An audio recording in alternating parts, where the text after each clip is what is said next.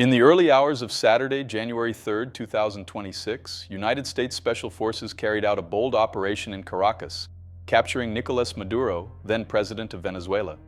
2 days later, on January 5th, Maduro appeared before a federal court in New York, where he pleaded not guilty to charges of narco-terrorism, conspiracy to traffic cocaine, and weapons possession.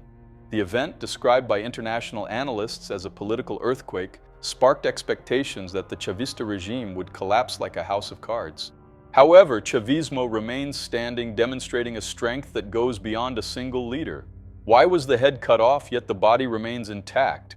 Why, amid economic sanctions, humanitarian crises, and external pressure, did the system not collapse?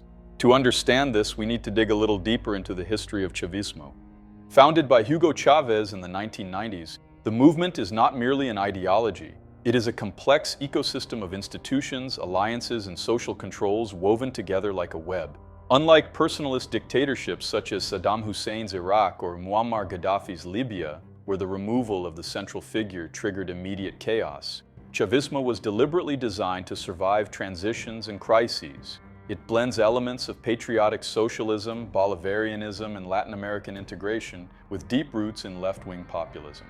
As highlighted in multiple analyses, Chavismo incorporates ideas of democratic socialism, socialist patriotism, and regional unity, forging a collective identity that transcends individual leaders.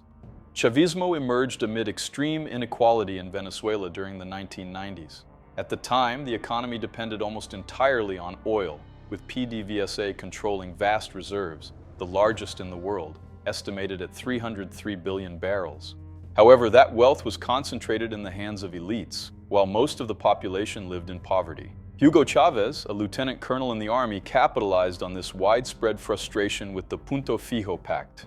The Punto Fijo Pact was a political agreement signed on October 31, 1958, by Venezuela's three main political parties at the time: Democratic Action, a social democratic party positioned on the center-left; the Independent Political Electoral Organization Committee, COPI, a Christian Democratic Party positioned on the center-right; and the Democratic Republican Union, a social liberal party located at the center of the political spectrum. The purpose of the agreement was to ensure political stability after the collapse of the dictatorial government of General Marcos Pérez Jiménez, just months before elections scheduled for December of that year. The pact ensured that the country's three main political parties would dominate Venezuelan politics for decades. In 1992, Chavez led a failed coup attempt, but he gained national prominence after appearing on television and declaring that, for now, his objectives had not been achieved. Released in 1994, he founded the Fifth Republic movement, which later evolved into the United Socialist Party of Venezuela in 2007. Chavez won the 1998 elections on a platform of constitutional reform, wealth redistribution, and anti-imperialism. His presidency coincided with a boom in oil prices, enabling massive investment in social programs such as the Bolivarian missions, which reduced poverty from 50% to 25% between 2003 and 2012, according to World Bank data. Programs such as free healthcare staffed by Cuban doctors, subsidized food, and public housing built a loyal base among the poorest populations in both urban and rural areas. However, this expansion came at a cost. Widespread nationalizations, including the takeover of the country's oil industry in 2003 following a strike, led to a collapse in oil production from around 3 million barrels per day to less than 1 million by 2020, a decline worsened by corruption and mismanagement. Chavismo consolidated its power through a controlled succession mechanism, a highly politicized military, police and intelligence repression apparatus, and a web of shared criminal interests among regime elites. Moreover, the rapid filling of the power vacuum after Maduro's capture was crucial. The Supreme Tribunal of Justice, firmly controlled by the regime, declared Vice President Delcy Rodríguez interim president. Backed by the military, the court classified Maduro's absence as temporary, thereby avoiding immediate elections and invoking Article 233 of the 1999 Bolivarian Constitution. This maneuver, made possible by total control over the judiciary, allowed Chavismo to buy time and preserve continuity. Delcy Rodríguez, a central figure within Chavismo, exemplifies this resilience. The daughter of Jorge Rodríguez, founder of the Socialist League and allegedly tortured to death in 1976 during the Carlos Andrés Pérez era, she inherited a revolutionary lineage. A lawyer educated at the Central University of Venezuela, she has held positions such as foreign minister and vice president since 2018. Her tenure included negotiations with international creditors and alliances with Russia, China, and Iran, which injected billions of dollars in oil-backed loans.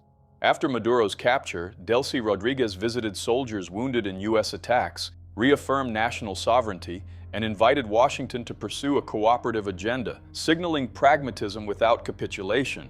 The military pillar is fundamental. The Bolivarian National Armed Forces, with approximately 63,000 personnel in the ground forces, were politicized under Chávez, who integrated them into the project of 21st century socialism. Vladimir Padrino Lopez, defense minister since 2014, appeared on state television stating that the armed forces are fully mobilized to guarantee control and national sovereignty.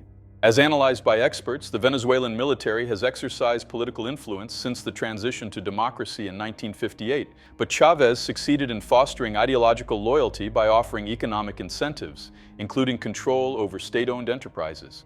In 2026, with Maduro captured, the armed forces reaffirmed their support for Delcy Rodríguez, preventing an institutional collapse. The repression apparatus complements this structure. Groups such as the Colectivos, pro-regime militias, and the Bolivarian National Guard suppress protests through violence. Reports by Human Rights Watch document thousands of deaths in security operations since 2014. Diosdado Cabello, former president of the National Assembly and one of the regime's top power brokers, released messages stating that there is only one president in Venezuela, neutralizing psychological destabilization among the regime's base. Cabello, accused by the United States of drug trafficking, represents the hard core of Chavismo, with ties to cartels and criminal interests. This web of criminal interests is the third pillar. The regime turned Venezuela into a major drug trafficking hub, with accusations against Maduro and his allies linked to the Cartel of the Suns. U.S. Department of Justice indictments since 2020 allege that Maduro conspired with the FARC and Mexican cartels to ship between 200 and 250 tons of cocaine annually to the United States. This network generates illicit revenues that sustain regime elites and enforce cohesion. Leaving power means prison, extradition, or the loss of assets. Maduro's capture is a tactical victory, but it does not eradicate networks deeply rooted in the military and the state bureaucracy. Social control is another key factor. Programs such as the Homeland Card, implemented in 2017, collect biometric data to condition access to benefits such as food distributed through the local committees for supply and production, medicines, and pensions. Critics of the regime are punished through exclusion, creating dependency even among the discontented. In poor neighborhoods, Chavismo built loyalty through anti-imperialist rhetoric, polarizing society against internal enemies and so-called Yankee imperialism. Historically, Chavismo evolved from a movement into a system. After Chávez's death in 2013, Maduro assumed power through manipulated elections but inherited a severe crisis. Oil prices collapsed from around $100 to $30 per barrel between 2014 and 2016, combined with hyperinflation and an 80% contraction in GDP from 2013 to 2020. U.S. sanctions, imposed since 2017 and intensified under both Trump and Biden, blocked access to international markets. But the regime blamed the crisis exclusively on so-called imperialist blockade. Alliances with China, which provided over $60 billion in loans, Russia, which offered military support, and Iran, which helped refine Venezuelan oil, kept the regime afloat. In 2024, fraudulent elections kept Maduro in power, despite opposition candidate Edmundo González Urrutia claiming victory with 70% of the vote.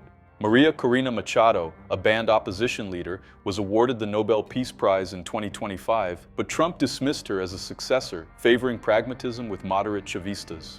As reported by the Washington Post, Trump viewed the Nobel Prize as a cardinal sin, choosing stability through those already in power. Internationally, reactions to Maduro's capture were mixed. China, Russia, and Iran condemned the operation, with Beijing reviewing its banking exposure to Venezuela. Brazil, Mexico, and Cuba criticized the move, while Israel and Ukraine supported it, seeing an opportunity to curb Iranian and Hezbollah influence in Latin America. The United Nations condemned violations of international law, but analysts note that the operation was aimed at combating drug trafficking and forcing a strategic realignment. So why didn't Chavismo fall? The truth is that Chavismo does not depend solely on Maduro. It is a system that has been embedded within Venezuela's institutions for years. It controls the legislature, dominates the National Electoral Council that manipulates voting processes, and uses the Supreme Tribunal of Justice to neutralize the opposition. The movement is built on oil-funded state spending, manufactured popular mandates, and repression. In 2026, with Maduro removed, the regime reorganized itself around Delcy Rodríguez, Diosdado Cabello, and Vladimir Padrino López.